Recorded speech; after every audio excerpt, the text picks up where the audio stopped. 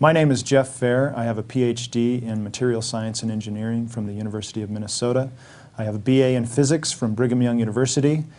I've worked with solid-state reactions. I've worked characterizing materials, semiconductor materials, thin films. I currently do a lot of work with nanoparticles as well as solid-state reactions. The way I got involved in 9/11 research was about in 2005. I had read Steve Jones' paper on, his initial paper on why the buildings collapsed that day. To give you a little background, on the day of 9/11, on September 11th, I was actually in Albuquerque waiting to, I had an appointment at Sandia National Lab, which is part of Kirtland Air Force Base. And that morning, a colleague of mine knocked on the door and said, as I was getting ready, he said, a plane just flew into one of the Trade Center towers. And I thought, that's strange. And continued to get ready for our appointment. A little while later, he came back and said, a second plane flew into the towers. And then I thought, okay, this is not just your ordinary news day. Something's going on. So I went out to the lobby of the hotel, and people were watching the news. We all watched what happened. Obviously, the base, Sandia is part of Kirtland Air Force Base, so we knew that we weren't going to be getting on the base that day, and sure enough, the base had locked down. No civilians were going in. So we got a car and drove back to Salt Lake City. So the news of the remainder of that day is a little hazy for me because I wasn't sitting in front of the TV watching the news. And I wasn't aware of Building 7 until I read a Steve Jones paper in 2005 which talks about Building 7, talks about the strange details and evidences of, surrounding Building 7. And that's what really grabbed my attention and made me want to look more into this. And so I actually looked for Steve Jones, and I sought him out, and we talked for a little bit. I wanted to get a feel for his sincerity and his motivation for doing this, and so we talked a little bit, and then I watched one of his talks that he gave in September of 2005 at Brigham Young University. And we talked some more, and at that time I was working as an electron microscopist. I was characterizing materials, and I thought that I might have something to offer if eventually he was to come across some evidence or evidence was sent to him. And so I offered what I could do to study that and to get some data on any of the evidence that he might collect. So eventually, he was able to get some metal samples that were from some of the steel beams from one of the towers, and we studied those. I cut up some of those steel samples and polished them to see what we would find in the steel. Some of the pieces that he acquired at the time had some corrosion. They'd obviously gone through some melting, and we thought that those might be significant. So we actually were looking, and I was going in that direction. That's sort of my expertise, solid-state reactions, and that's not quite solid-state necessarily, but that's certainly in the realm of my expertise. So that's the direction that I wanted to go, was to look at these materials, study the phases, and maybe see what temperatures that these phases would have to, or the temperatures that the steel would have to get to create these phases.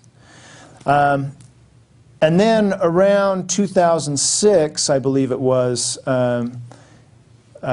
Steve started receiving dust samples and started looking at these dust samples.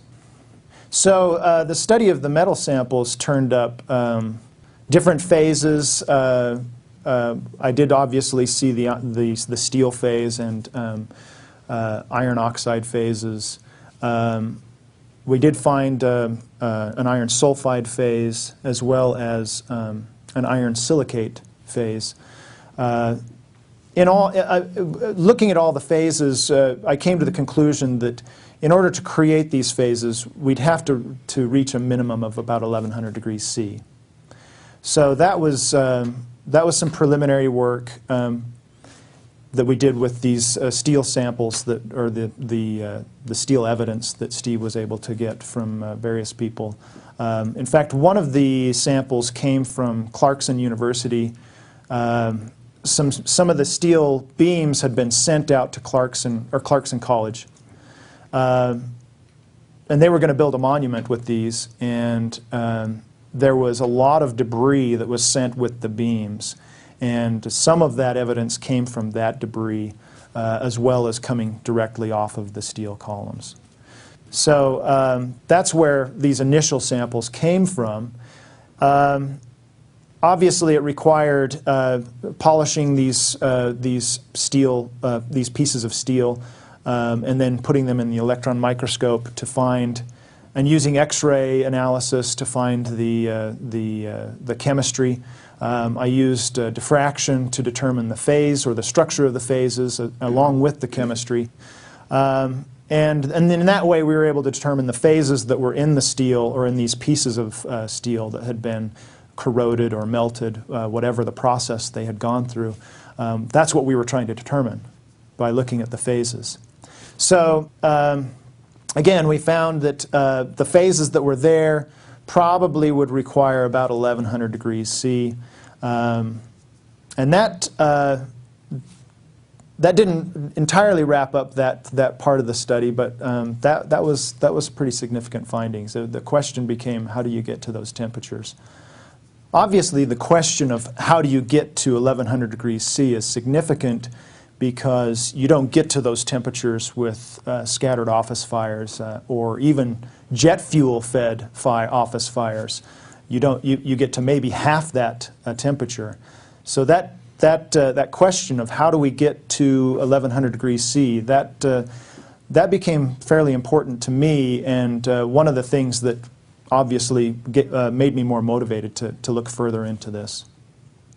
I don't know that I could really speculate as to. I mean, there's any number of sources of heat that could create that temperature, but certainly not jet fuel burning in open air in an office. I guess what makes these findings significant is well, it's sort of the manner in which we found them, the way that the morphology, in other words, of the grains of these phases. You don't get these phases with an oxyacetylene torch or whatever torch you use to cut the steel. You don't get these phases existing together the way that we found them. So it's I don't know. I mean, yes, people might say, well, they cut up the steel, couldn't you create phases with a torch?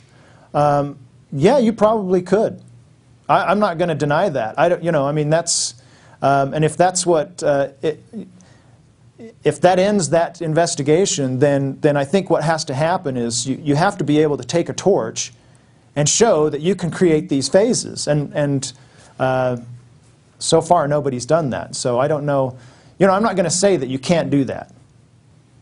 We did find small amounts of aluminum in some of the specimens.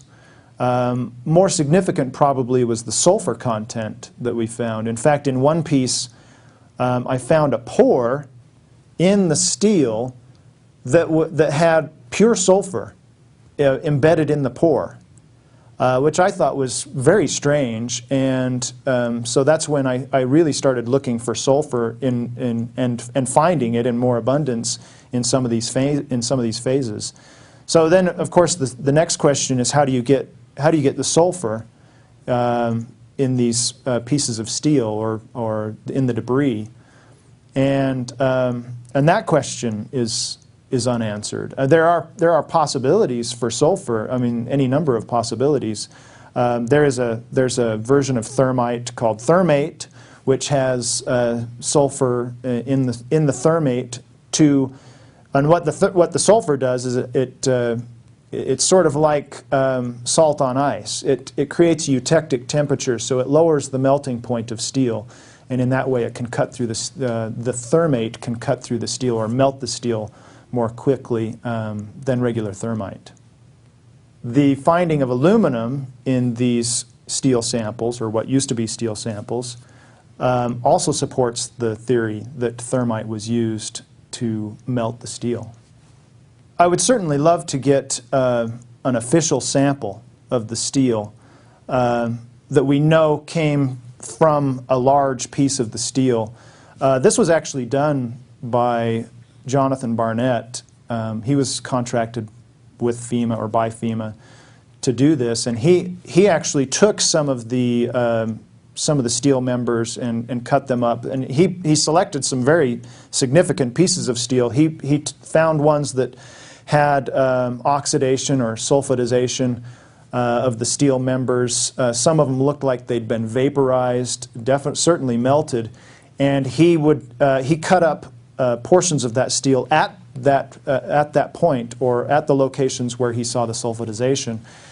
And he found similar things. He found iron sulfide in one phase. He found that the sulfur phases, or the phases rich in sulfur, were attacking the grain boundaries of the steel, which is exactly what thermate would do. It would go into the grain boundaries first to attack the steel and then melt the steel as it did that, and create that eutectic temperature.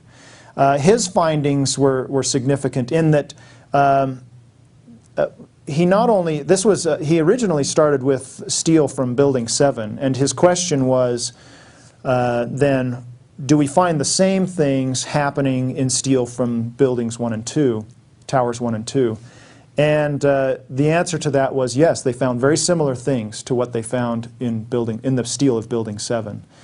And then the next question was, how much sulfur do you need to create these sulfur phases? He did some preliminary tests, and I think those were significant. And those are some tests that if I had the means, if I had the steel and the time, I would do these. I would like to do these tests. How much sulfur do you really need to create these sulfide phases, or these sulfur-rich phases? Some people have speculated that the sulfur could have been supplied by the wallboard or the gypsum board that was present in the buildings.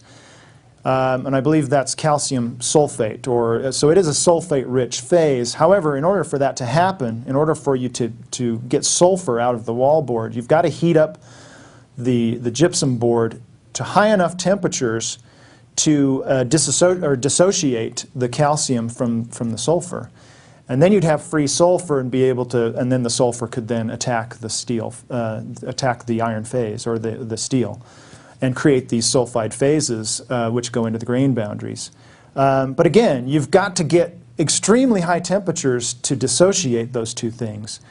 And then you'd have the temperature, and then certainly if you've got those temperatures, you've got the temperature to melt the steel. So this would require high temperatures, certainly higher temperatures than you get in normal office fires. So this is impossible to achieve in a normal office fire. Even a jet fuel-fed office fire, you wouldn't achieve the temperatures required to dissociate the calcium and the sulfur in order for the sulfur to then attack the grain boundaries of the steel and melt the steel. So this is probably one of the reasons they use wallboard, is that it's not going to dissociate in normal office fires and attack steel members that are part of steel frame structures. So this is certainly an experiment that could be done to see if you get the sulfidization and this attacking of the steel member by wallboard, by just putting the two together in high temperatures. Certainly an experiment that could be done, something that debunkers could easily do. I don't know why it hasn't been done, although I can speculate that it doesn't work. So we use wallboard to protect the steel. Historically, this has never been a problem, that wallboard dissociates and you have a lot of sulfur in fires attacking steel members. So a wallboard is actually there to protect the steel. So Jonathan Barnett's study, which I thought was very well done and quite extensive, is all documented by FEMA in Appendix C in their BPAT report that was May of 2002. Unfortunately, it was never used in the NIST report, and it wasn't really used in the explanation for how the buildings fell in the FEMA report either. So it seems that although the report was done, and it was very well done, it was never really used by the report to explain or should I say that the questions that they brought up in that report, which are, how do you get that much, where did the sulfur come from? How much sulfur do you need to create these phases? And how do you get the temperatures required to create the phases? I believe in the report they put a minimum temperature of 940 degrees C to create the phases, and that's at the eutectic. So those questions were never addressed by either the report or either by Jonathan Barnett's report or by the FEMA report itself or by the NIST report. These questions were never addressed. And I think they're significant because you have to, I mean, you've got this evidence here. How do you get those temperatures? Where do you get the sulfur? These are things that we should be asking and people should be investigating. So around in 2006, Steve Jones was working on some other evidence that he had acquired, which was dust evidence. And one of the things that he was doing was going through that dust and with a magnet and finding spheres, microspheres, whatever you want to call them, and looking at those spheres and trying to get the composition of those spheres. It's a difficult task at best to try and determine the composition of these spheres, because in order to get the internal composition, you've got to somehow break these open. And fortunately, he was able to find some that were actually broken open. At this time, Steve was working with a student at Brigham Young University, a BYU student, a physics student, and Daniel Farnsworth is his name. And and together they were working on the electron microscope and using X-ray analysis to try and determine the chemistry of these microspheres. To be honest, when Steve told me he was looking through the dust, through these dust samples, I thought this was a fool's errand. I just thought, you know, this is a needle in a haystack. I didn't really think that they'd find anything significant, to be honest. I really didn't. And I was stuck, you know, I mean, so I stuck with working on these steel samples, which I thought were significant, and I still do. Eventually, Steve came to me and said, we're finding these red-gray chips. And I really didn't think anything of it. It could have been, they could have been anything. And, but he kept, the significant thing about the red-gray chips was not just the frequency in which they were finding them, but also they were attracted by a magnet, and which was his method for pulling out these spheres. And so he was pulling out the spheres as well as the red-gray chips. And so he came to me and said, we're getting some interesting compositional analysis from the red layer of these red-gray chips. We're actually seeing peaks of aluminum, as well as other things. But the aluminum peak was significant because so he'd find these aluminum peaks and as well as iron peaks and oxygen peaks and various other peaks. But the aluminum and the iron and the oxygen together were very significant because this is your composition for thermite. So that's when I started to get a little bit more interested in the dust and get more interested in these red-gray chips. So, but I didn't really start working on these red-gray chips, and Steve and Daniel were continuing to find things about the chips, and they would bring that information to me. And eventually I said, okay, I remember we were sitting in my office and he was talking about the red-gray chips. And I thought, okay, if you really want to see if these red-gray chips are significant, what we could do is take one of these chips and put it in a calorimeter and see if they're energetic.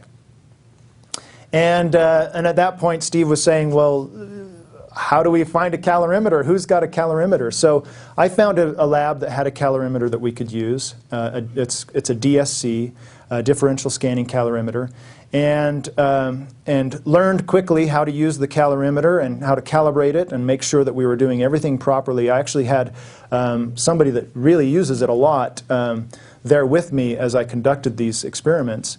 And so we put one of the chips, one of the larger chips that we had, into the calorimeter and let it run to see what would happen. And that was really a turning point for the red-gray chips for me, because we got a peak on the calorimeter which shows that these red-gray chips were energetic. They were putting out more energy, and I mean they were very exothermic.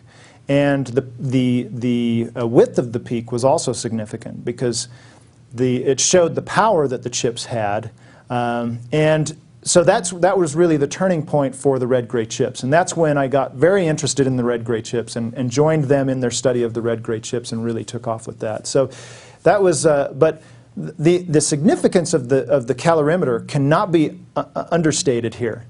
The calorimeter can't lie to you. If that thing pops off, if you get a sharp peak in the calorimeter, that material is energetic, and the degree to it, the degree of its energy is determined by the height of the peak, and the power at which it goes off is the width of the peak. But we were finding very narrow peaks and very high peaks in the calorimeter, which showed that this very, very small chip had a lot of energy packed into it, more than you would find in everyday materials at the office. So, and certainly the number of chips that they were finding in these random dust samples made the fact that the fact that they were present there in such quantity also made them significant.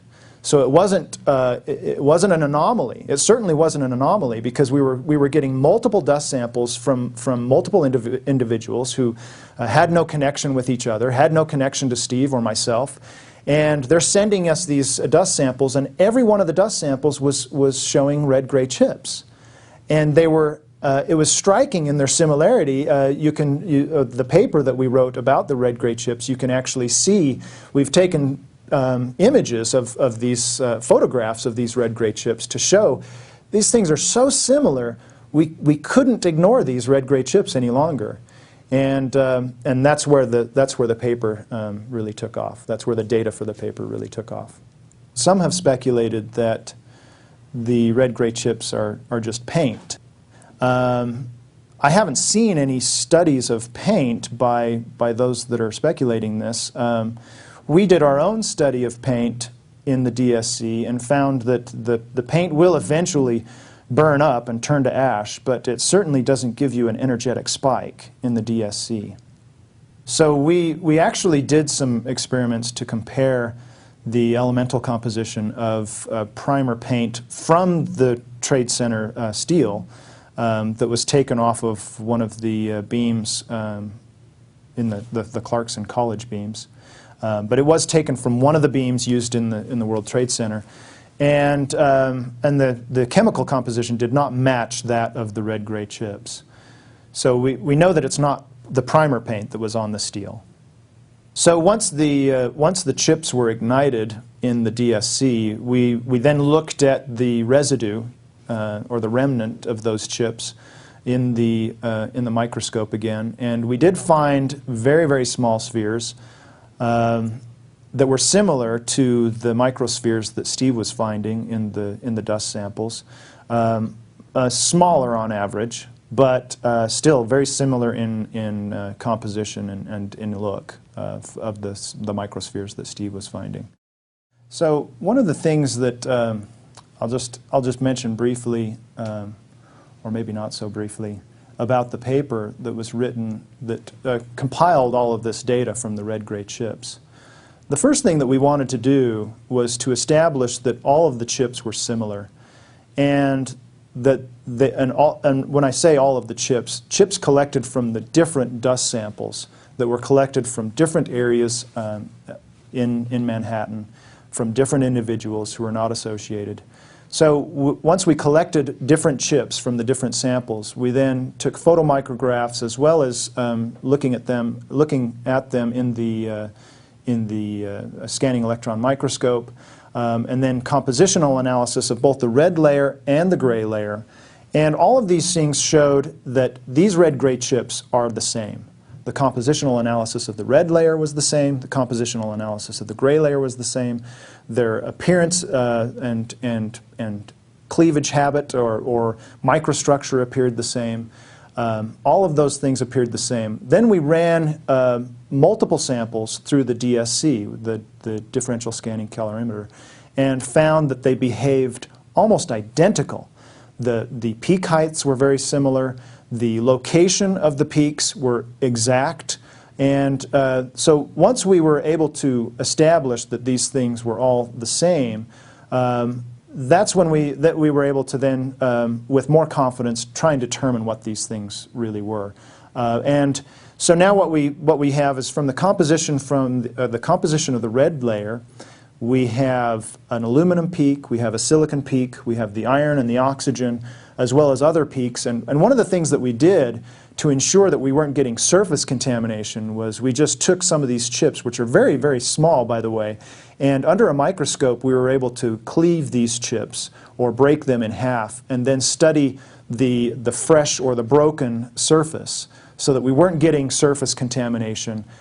These things were coming in bags of dust, so who knows what kind of contamination you'd get on the surface. So we were looking at these broken or these clean edges in order to get the composition. And that's where we found the silicon as well as the aluminum peaks and the iron and oxygen peaks in abundance and throughout all of the red layers in all of these chips. The gray layer was also interesting. We found that that was mostly iron and oxygen. And again, each gray layer was identical in its compositional analysis as well as its appearance. And then what we found from the DSC, there was actually some significant findings in the residue. After igniting these chips in the DSC, we found microspheres that were very shiny in appearance. Some of them were almost glassy, a little translucent. And we found that the composition of these microspheres, of these very small spheres, many of these spheres had the exact or identical composition or very similar composition as the spheres that Steve was finding in the dust samples. They were also very similar to spheres found in thermite, in commercial thermite. Once you ignite commercial thermite, you also get microspheres. And the composition was very, very similar. And that led to the conclusion of the paper, which was, we've got some form of thermite in these red-gray chips. And I think it's a very, very strong conclusion. There have been some that have argued that these red-gray chips could be paint of some form. We actually did a study on some epoxy paint. We put that in the DSC. We found that that paint would just burn up and turn to ash. So you may get a minor exothermic peak, but it's not energetic. It's a very smooth, wide peak, and it's certainly not an energetic material.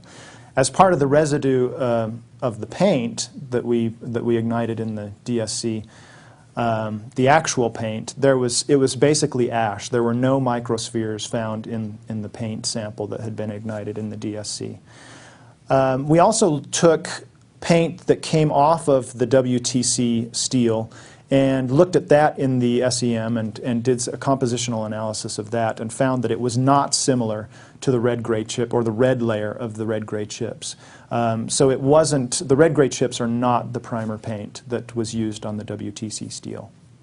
There are a lot of questions that came up during the paper that have been left unanswered or that are unanswered and need to be answered. Just an example, what is the gray layer? What was the purpose of the gray layer? We know it has a lot of iron, we know it has a lot of oxygen, and we've found that we do see there's a hematite phase, but there are other phases present in that gray layer, and we don't know quite what that gray layer is or how it's adhered to the red layer. Certainly further study needs to be done. We certainly need to be doing more work to find out what that is. Occasionally we would find an intermediate layer between the red layer and the gray layer, which was rich in carbon, perhaps a polymer type layer. But again, we need to go further with that study to figure out what those things are. There are some characteristics of the red layer that are rather significant. One is that it's not homogeneous. There are different particles or grains within the red layer that we studied. One appeared very bright under backscattered electron microscopy, which indicates a heavier phase. And we looked into those small particles. They were rhombohedral in shape and very consistent throughout the layer. They were about 100 nanometers in size, roughly, and very consistent in both their size, the shape of them, and as well as the composition that we could get from the SEM. Additional studies in the TEM found that these were iron oxide phases. So these particles, these small bright particles, they appear bright in the SEM images in the paper. These were in fact iron oxide phases that we were able to pin down using the transmission electron microscope. There were other phases present as well, or other particles present in the red layer. There were some plate-like phases or plate-like particles, and those, again, those were consistent throughout the red layer, throughout all of the samples that we found. And those appeared to have a higher aluminum and silicon peaks in their compositional analysis. And one of the significant things about what we find in the red layer is the fact that these particles that we find in the red layer are the fact that they're consistent, and the fact that, I mean, consistent in shape and in composition and in size leads me to believe that these things are not naturally occurring materials. The red layer is not a naturally occurring material. Sure, you have iron oxide everywhere. That you have iron, you get an iron oxide. But you don't get them in nice little 100 nanometer rhombohedral shaped particles inside of inside of a red layer, a very small red layer. And by the way, these, just to give you a reference on the size, these particles that are in the red layer are thousands of times smaller than, say, the width of a human hair. So these are very sophisticated particles, very sophisticated materials, not materials that we would expect to find in the demolition debris of a building. In order to get that kind of consistency with shape and size and to be that small, these really are sophisticated materials, and probably only developed in a laboratory. They may be processed outside of a laboratory, but they're developed in a laboratory. There were several other things that were found that we put into the paper that I think are very significant, and the conclusion of the paper really does fit well with the data that we collected. Our conclusions were that the red-gray chips are some form of thermite or a nanothermite or an energetic material which is very similar to thermite. And those conclusions are it's a very strong conclusion given the data. Now others may say, well, could it be something else? Certainly. It certainly could be something else. I'm not about to say that we've completely ruled out everything.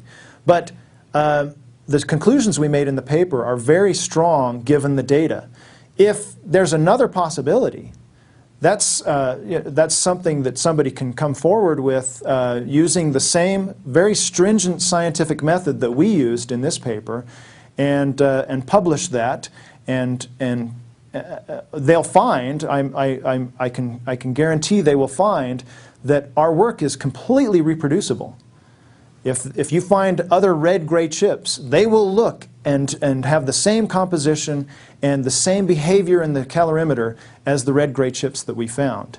Now, if they come up with different conclusions than we do, that's their prerogative, of course, and I'd like to see that. I'd like to see other people looking at these things, because that reproduces our results, and it also brings us to a discussion which needs to happen. We need to be talking about this. There needs to be another investigation of the events of that day. And that's why I signed the petition at A&E, at the A&E website, A&E for 9/11 Truth, Architects and Engineers for 9/11 Truth. That's why I signed the petition, and I do believe there needs to be another investigation.